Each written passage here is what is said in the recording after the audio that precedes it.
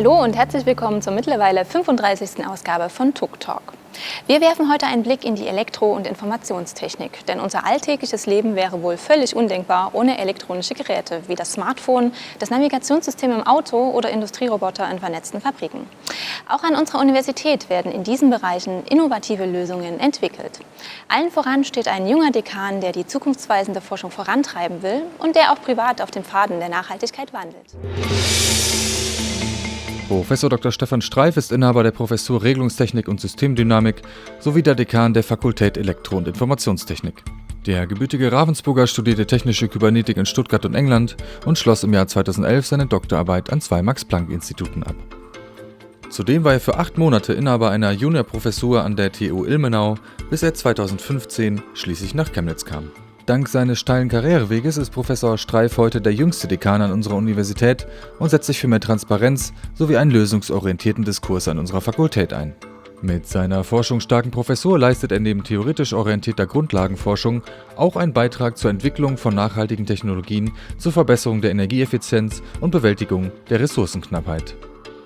In seiner Freizeit unternimmt der stolze Familienvater und Freund des Heavy Metals gerne Wanderungen in ganz Europa.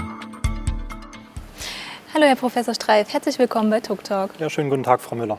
Guten Tag. Ja, die Fakultät für Elektrotechnik und Informationstechnik, die gibt es ja jetzt schon eine ganze Weile, nämlich so rund 54 Jahre. Was ist denn das Besondere an diesem Thema oder anders gefragt, was zeichnet denn Ihre Fakultät eigentlich aus? Ja, wir beschäftigen uns mit vielfältigsten Dingen, angefangen jetzt bei diesen Generatoren, Motoren und Energieübertragungssystemen, wie man sie hier im Hintergrund sieht, die notwendig sind, um dann die Energieversorgung sicherzustellen. Man darf nicht vergessen, dass das Energieversorgungsnetzwerk, das ist riesengroß, weltumspannend, besteht aus vielen Millionen Komponenten. Und dort müssen dann verschiedene Mechanismen für die Steuerung und der Komponenten ineinander zusammengreifen, damit die Energieversorgung stabil funktioniert und es keinen Blackout gibt. Das ist eines der wichtigen Themen, mit der wir uns beschäftigen in der Fakultät. Und dann auch mit viel kleineren Systemen, wie zum Beispiel jetzt Smartphones, elektronische Geräte, die uns täglich umgeben. Die sind voll mit Mikroelektronik, ein wichtiges Forschungsfeld in unserer Fakultät, voll auch mit Sensoren. Natürlich müssen dann die Daten für die Gespräche oder wenn man ins Internet will, dann auch übertragen werden. Dazu braucht man Kommunikationsnetze, Informationstechnologie. Alles Forschungsfelder in unserer Fakultät. Und dann haben wir auch die Automatisierungstechnik und da habe ich jetzt von daheim diesen Staubsaugerroboter mitgebracht. Einige Leute haben das ja auch schon. Und der ist auch wiederum voll mit Sensoren und der fährt dann autonom durch die Wohnung, sucht dann die Stellen, die er reinigen muss, versucht Hindernissen auszuweichen und am Ende muss er dann auch wieder zurückfinden in die Ladestation und dabei Hindernissen ausweichen. Das ist ein schönes Beispiel für Regelungstechnik und auch Automatisierungstechnik. Und jetzt dieses System ein bisschen größer gedacht, könnte man auch ein autonom fahrendes Fahrzeug betrachten im Straßenverkehr. Das ist auch wiederum voll mit Sensoren und da werden dann die Umgebungsinformationen wahrgenommen und in Sekundenbruchteilen müssen dort Entscheidungen abgeleitet werden, damit die Insassen geschützt werden und es zu keinen Unfällen kommt. Das ist auch ein sehr gutes Beispiel, was wir in unserer Fakultät machen. Und dann beschäftigen wir uns auch mit biomedizinischer Technik, also Sensoren, Geräte, wie es beim Arzt gibt oder wenn man ins Krankenhaus gibt. Das ist eine ganze Bandbreite von Themen, mit denen wir uns beschäftigen. Man könnte das jetzt auch noch verallgemeinernd betrachten, weil wir bauen natürlich jetzt keine Staubsaugerroboter oder keine Handys, aber wir beschäftigen uns mit den Komponenten und den Algorithmen, den Regelungsverfahren, die dort drin vorkommen. Und jetzt entwickeln wir eben Sensoren, um dann die Umgebung wahrzunehmen. Dann die Daten müssen übertragen werden, das sind Kommunikationsnetze, Informationstechnologie. Die Daten müssen dann auf Mikroelektronik verarbeitet werden. Dann müssen intelligente Entscheidungen abgeleitet werden. Das ist dann auch wiederum Regelungstechnik, Automatisierungstechnik. Und dann muss auf die Umgebung wieder Einfluss genommen werden durch Roboter, durch Antriebe, durch andere Mechanismen. Und das zeichnet so ein bisschen ab, was wir in der Fakultät machen. Und natürlich auch die Energieversorgung. Die Geräte müssen ja mit Energie versorgt werden. Am besten natürlich regenerativ und nachhaltig, was auch wichtige Themen in unserer Fakultät sind. Das ist so die Forschung, die wir in unserer Fakultät machen, aber dann natürlich auf der anderen Seite auch die Lehre, was unser anderer Auftrag ist. Und da vermitteln wir dann in vielfältigen Studiengängen dann die Themen, die ich jetzt auch gerade genannt habe. Und dann die Studenten und Studentinnen haben dann ideale Einstiegschancen, wenn es ins Berufsleben übergeht oder wenn sie dann in Forschungskooperationen regional, überregional oder international, zum Beispiel hier an der TU Chemnitz, dann auch mitarbeiten. Sie haben jetzt die Studierenden schon angesprochen. Was dürfen die denn jetzt künftig von Ihnen als neuen Dekan erwarten? Ja, ich habe mir als wichtiges Ziel gesetzt, auch die Studiengangsqualität zu verbessern. Also wir sind schon recht zufrieden, aber zu verbessern gibt es immer einiges. Weil ich bin auch der Meinung, dass exzellente Forschung nur durch exzellenten wissenschaftlichen Nachwuchs erreicht werden kann. Und das sind natürlich unsere Studenten und Studentinnen. Und deswegen wollen wir die auch sehr gut ausbilden. Das haben wir uns eben auch zum Ziel gesetzt, die Ausbildung weiter zu verbessern.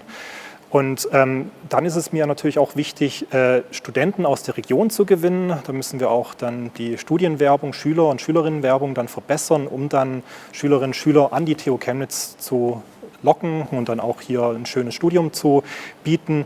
Weil ich bin nicht Sachse und ich bin nicht Chemnitzer, aber ich bin davon überzeugt, dass der Studienstandort TU Chemnitz sehr, sehr viel zu bieten hat, dass auch die Stadt Chemnitz sehr viel zu bieten hat.